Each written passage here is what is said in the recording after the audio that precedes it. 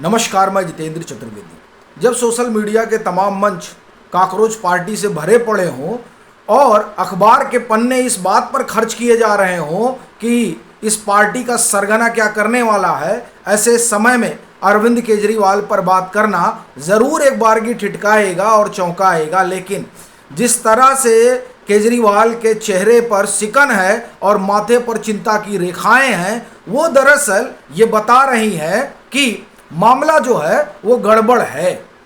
अब सवाल ये उठता है कि कौन सी गड़बड़ी हो गई, और दूसरी चीज कि मोटा भाई के पास यानी केंद्रीय गृह मंत्री अमित शाह के टेबल पर वो कौन सी फाइल है जिसने आम आदमी पार्टी के अगुआ की हालत खराब कर रखी है।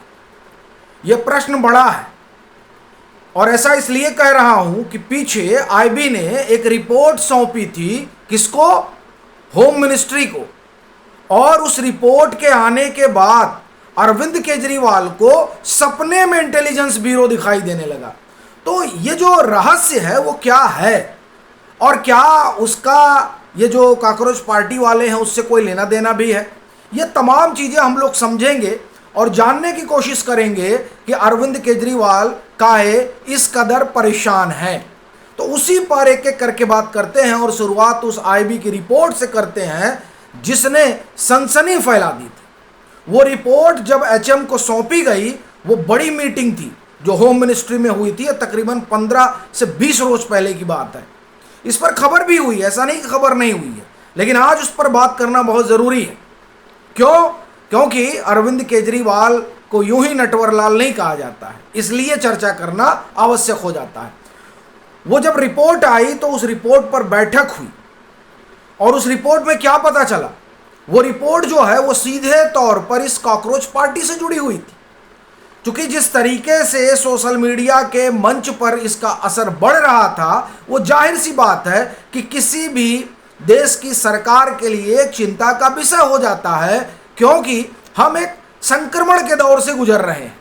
हमारे आस पड़ोस में जो हो रहा है उसका असर हिंदुस्तान पर ना पड़े, ऐसा नहीं हो सकता है।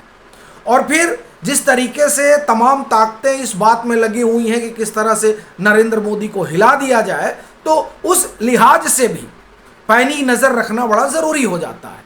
तो ऐसे माहौल में जब हमारे पड़ोस में बहुत सारा जंजी चल रहा हो, तब सोशल मीडिया पर इस तरीके का उफान आईबी के कान खड़े कर गया और तुरंत में होम मिनिस्ट्री ने कहा कि थोड़ा इसके बारे में पड़ताल करो। साहब, पड़ताल शुरू हुई। वो जो पड़ताल है वही पड़ताल होम मिनिस्टर के टेबल पर रखी गई और उसमें जो बात निकल कर आई वो बात अरविंद केजरीवाल की नींद उड़ाने के लिए काफ़ी है। भले ही वो दिल्ली के शराब घोटाले वाले मसले में निचली अदालत से आरोप मुक्त हो गए हों, लेकिन यहाँ जो आईबी ने रिपोर्ट दाखिल की है वो रिपोर्ट केजरीवाल के लिए चिंता का सबब बन गई है। इस रिपोर्ट में क्या लिखा था? इस रिपोर्ट में लिखा है कि ये जो कॉकरोच वाले हैं ये असल में आम आदमी पार्टी के ही चट्टे बट्टे हैं और इन्हें बाहर से सपोर्ट भी मिल रहा है। अब आम आदमी पार्टी के चट्टे बट्टे, बाहर से सपोर्ट मिल रहा है, ये बात थोड़ा जो है चौंकाने वाली थी। उस रिपोर्ट में और सारी भी चीज़ें हैं जिन चीज़ों को देखते हुए कहा गया कि थोड़ा इन पर नज़र रखो। उसमें यह पता चला कि ये जो जिनको चट्टे बट्टे कहा जा रहा है, ये दरअसल गुजरात चुनाव के पहले आम आदमी पार्टी गुजरात का जो पेज है उस पेज से एफिलिएटेड थे। बाद में फिर इन लोगों ने अपना नाम वाम बदला, ठीक है, अलग अलग नाम बदलते रहे, लेकिन जो उसका क्रक्स है वो ये कि आम आदमी पार्टी से ये एफिलिएटेड रहे, ठीक है। उसके बाद ये तो रिपोर्ट में जो था, और भी चीज़ें रही होंगी लेकिन अपन को उतना ही मालूम जितनी खबर हुई। उसके बाद और रहस्य खुला और वो जैसे जैसे रहस्य खुलता जा रहा है वैसे वैसे समझ में आ रहा है कि अरविंद केजरीवाल इस तरीके से परेशान क्यों है, क्यों वो पीएम की शिक्षा को लेकर एक बार फिर मैदान में उतर गए। एक बार फिर इसलिए कह रहा हूं क्योंकि पहले भी ये प्रधानमंत्री नरेंद्र मोदी की पढ़ाई लिखाई को लेकर बड़ी बात करते थे।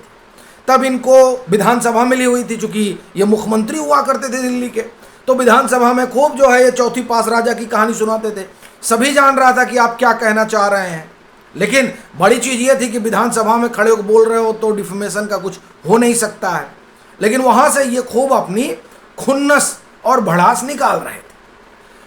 बाद में ये चुप हो गए। अचानक फिर इनका वही टेप चलना शुरू हो गया, पढ़ाई लिखाई वाला, पढ़ा लिखा प्रधानमंत्री होना चाहिए। हालांकि अरविंद केजरीवाल बहुत पढ़े लिखे हैं, इनकी पार्टी बहुत पढ़ी लिखी है, लेकिन भ्रष्टाचार के गंभीर आरोपों से घिरी हुई है। तो पढ़ाई लिखाई का ये भी फायदा है। तो खैर मैं उसमें नहीं जाऊंगा। अपना कहना यह है कि अचानक जब इनका पढ़ाई लिखाई वाला टेप फिर बजने लगा और ये जंजी से आवाहन करने लगे, तब सवाल उठने लगा कि साहब ऐसा क्या हो गया है। अब वो क्या हो गया है अब निकल कर सामने आ रहा है। एक तो आईबी की रिपोर्ट और दूसरा ये जो काकरोच पार्टी के सरगना है, ये तकरीबन 3-4 साल आम आदमी पार्टी से जुड़े रहे, ये वेल नोन फैक्ट सबके सामने आ चुका है। लेकिन दूसरा नाम जो आ रहा है आशुतोष रंका, ये तो आम आदमी पार्टी गुजरात के प्रवक्ता थे, अभी काकरोच पार्टी के प्रवक्ता बन गए हैं। तो देखिए ये बड़ा रोचक है। और ये जो आशुतोष रंका है, इनके बारे में जो अभिषेक श्रीवास्तव ने लिखा है अपनी फेसबुक वॉल पे, वो बड़ा ज़बरदस्त है। वो लिखते हैं कि मैकेंजी में काम करते थे और मैकेंजी जो है वो दुनिया में रिजीम चेंज का जो मैकेनिज्म है उसकी महारथी है। तो रिजीम चेंज की मैकेनिज्म वाली संस्था जो इसी में महारत है, उसमें आशुतोष रंका काम करते थे। फिर वो आम आदमी पार्टी के प्रवक्ता बन गए और आज वो जो है वो काकरोच पार्टी के प्रवक्ता हैं। ये तो गजब स्थिति है। यानी ये चल क्या रहा है, ये आखिर में आम आदमी पार्टी को बताना चाहिए कि ये रिश्ता क्या कहलाता है। और ये सवाल मैं इसलिए भी उठा रहा हूं क्योंकि इस तरीके का गंभीर आरोप एक दौर में कैप्टन अमरिंदर सिंह आम आदमी पार्टी के अगुआ अरविंद केजरीवाल पर लगा चुके हैं। जी हाँ, 2017 की बात है जब उन्होंने सीधे सीधे इनके फोर्ड फाउंडेशन और तमाम सारी चीज़ों को लेकर इन्हें कटघरे में खड़ा किया था। उस समय पंजाब का चुनाव चल रहा था। और उसके पहले 2013-14 की बात है, यथावत मैगजीन ने बड़े करीने से अरविंद केजरीवाल के कबीर जो एनजीओ है उसमें मनीष सिसोदिया भी हुआ करते थे, अभी का मालूम नहीं होंगे ही। तो कबीर एनजीओ और परिवर्तन को लेकर यथावत में बड़ी लंबी रिपोर्ट की थी राकेश सिंह ने। और उस रिपोर्ट में दरअसल इनका जो पूरा नेक्सस है, उस नेक्सस के बारे में बताया गया था। वो बाकायदे रिपोर्ट जो है वो रिपोर्ट हासिल की गई थी, बड़ी सनसनीखेज रिपोर्ट थी। उस रिपोर्ट के बाद बड़ा हलचल मचा था। उस समय दिल्ली की राजनीति में भूचाल आ गया था। ये उस दौर की बात है, यानी 13, जब अरविंद केजरीवाल ने पार्टी बनाई थी और वो दिल्ली के सियासी रण में ताल ठोकने के लिए तैयार थे, उस समय ये रिपोर्ट आई थी। और भी कई लोगों ने अरविंद केजरीवाल की आम आदमी पार्टी, उनका एनजीओ, उसको लेकर बहुत सारी खबरें और रिपोर्ट की थी।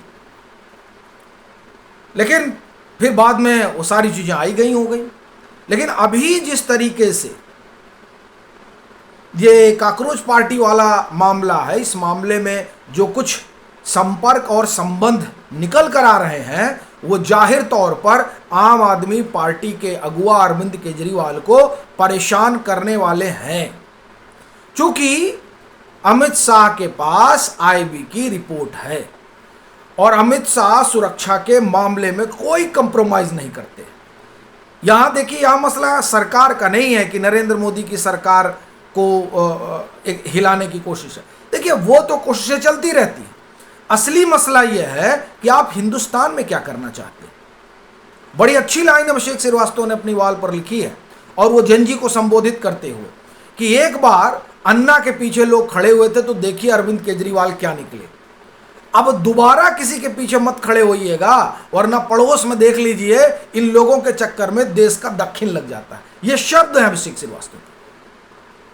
ये बड़ी बात है और ये सोचने और समझने वाली बात है कि साहब किस तरीके का खेल हिंदुस्तान के जो जो जो राजनेता हैं, स्वघोषित ईमानदार हैं, वो क्या खेल खेल रहे हैं, उनका कैसे लोगों के साथ ताल्लुक है, वो चुनाव जीत नहीं पा रहे हैं तो हार की खुन्नस कैसे निकालना चाहते हैं।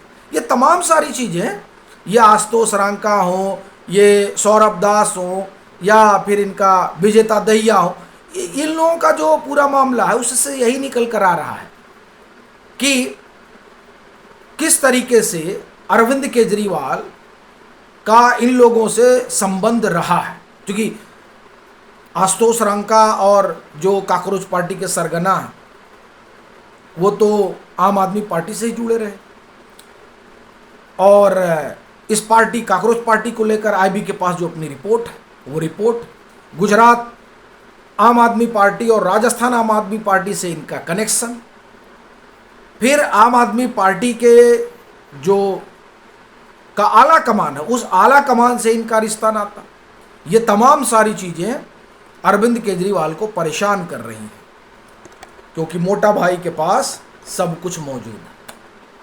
बाकी आप लोगों की क्या राय है, ज़रूर साझा करिएगा।